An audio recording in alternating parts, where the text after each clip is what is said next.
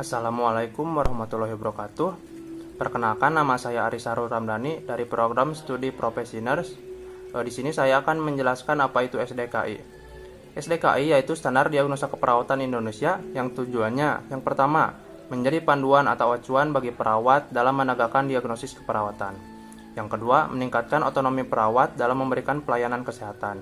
Yang ketiga, memudahkan komunikasi interprofesional dan intraprofesional dengan penggunaan istilah yang seragam dan terstandarisasi.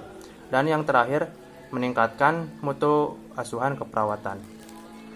Adapun ketentuan umum di dalam SDKI adalah sebagai tolak ukur yang dipergunakan sebagai pedoman penegakan diagnosis keperawatan dalam rangka memberikan asuhan keperawatan yang aman, efektif, dan etis. Untuk ketentuan umumnya yaitu suatu penilaian klinis mengenai respon klien terhadap masalah kesehatan atau proses kehidupan yang didalaminya baik berlangsung aktual maupun potensial.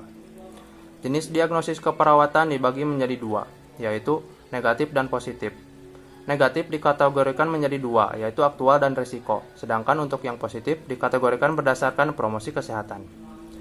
Diagnosis aktual ini menggambarkan respon klien terhadap kondisi kesehatan atau proses kehidupan yang menyebabkan klien mengalami masalah kesehatan. Tanda dan gejala mayor dan minor dapat ditemukan dan divalidasi pada klien. Diagnosis risiko menggambarkan respon klien terhadap kondisi kesehatan atau proses kehidupannya yang dapat menyebabkan klien beresiko mengalami masalah kesadaran atau kesehatan. Tidak ditemukan tanda dan gejala mayor dan minor pada klien, namun klien memiliki faktor risiko memiliki masalah kesehatan.